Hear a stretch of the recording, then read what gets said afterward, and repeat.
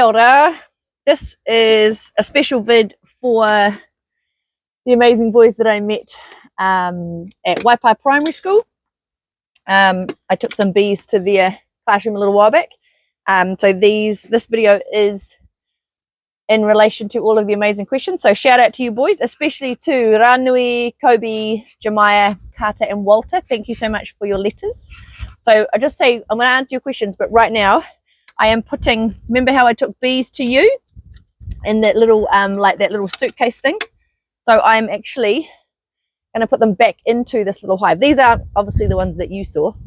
They're different ones from another day, but it's the same way that I put them back in. So I've just lost your questions because they've just blown away in the wind. Give me just tie hot for 1 second.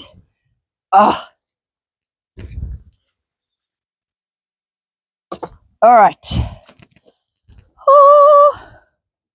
Okay. I'll put them down here so they won't blow away. All right. So I love the first question. So some little smartass is asking me how much money I make. Now, because I run my own business, I can charge whatever I want because it's my business. But to me, I'm not here for the money. Do you know what I mean? Like, I love what I do and I love bees. And so sometimes when you're a bit younger, you think, oh, I'm going to get the most, you know, the job that makes you the most money. That sucks, man. How sucky would it be having all the money in the world, but every single day you got to do something that you hate? Like, that sucks. So I would very much not care about, I do not care about the money. It's more about how much I love my job and I love going to work every day. So no, I'm not going to tell you. But don't aim your job around how much money you make. That's going to be horrid. So that's that one. Do I have any honeycomb that I could eat? Not really. So I'm not sure if we talked about it when we were together, but most of the frames that I have are like this, and they're made out of plastic. So to get the honeycomb off this, I'd have to like scrape it off. You're talking about the honeycomb that's like, you know, just sort of comes straight off and you can like bite into it. I'm not going to bite into plastic. So to make that honeycomb, you need wooden frames. So you can like just cut through the middle. I don't have very many of those. So I don't really have any at the moment. Plus the honeycomb that you eat in the shops is like it's just been made. Like you have to kind of like time it really well. So only the just made honeycomb, you kind of cut it out before it gets all dirty. So honeycomb and wax gets dirty because it's got hundreds and thousands of little bees walking all over it and they've got dirty little feet. So you've got to get it out of the hive real quick so that it stays nice and clean. But I don't actually have any, so sorry about it. Someone asked a very cool question about how old I was when I first got a beehive. So I went to uni quite late. So I went to uni straight after high school. Not because I wanted to, but basically just because I followed my friends and I didn't know what else to do. So that was when I was 18, but I failed. And that's kind of along the lines of not knowing what I wanted to do. So I just followed my friends, and that was stupid because I didn't really want to be there. I didn't really care. I didn't try, and I failed, which sucks, of course. It always sucks to fail. And then I just worked normal jobs, mainly around Ngaruawahia. And then when I was 25, I kind of realized I was kind of going nowhere. So I decided to actually like get my shit together. And I went to uni when I was 25.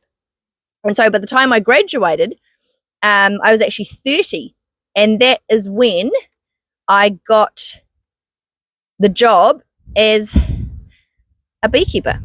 So I didn't open my first hive all by myself until I was 30.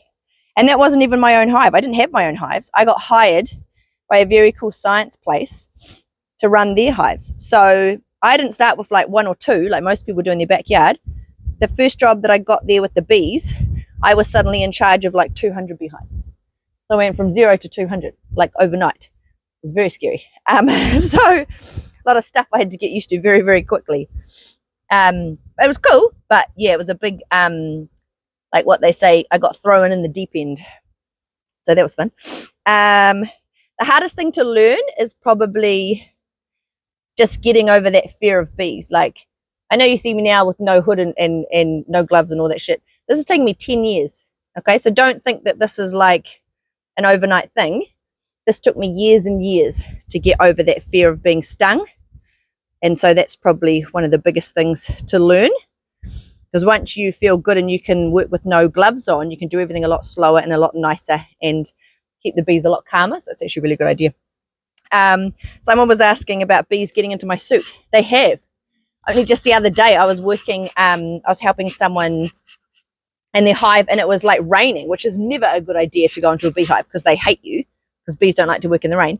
And they were so angry, they were like coming at me, and they were finding little teeny tiny holes in my suit, and they were finding their way in. So that was a bit scary to have bees in my hood. So yes, sometimes they do get in. Sometimes they get in because we're silly enough to forget to zip things up.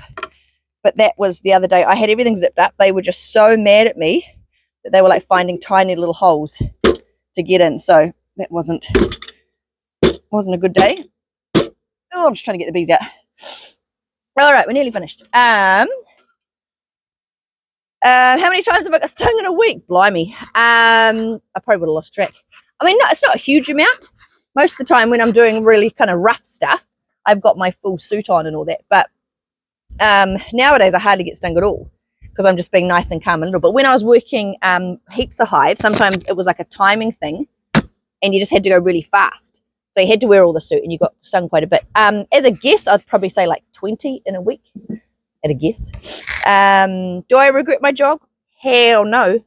I love my bees. I am obsessed with them. And that's like I was saying before, like I would rather you guys get a job that you love and actually want to go to work rather than waking up every morning and like, oh, I have to go to work. No, I love going to work.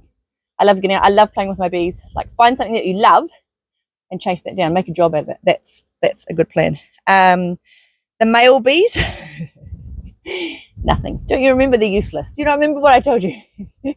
So the male bees inside the hive do nothing. They do no work inside the hive. And then when it is their time of the year, and when they are mature, they fly out of the hive and they mate.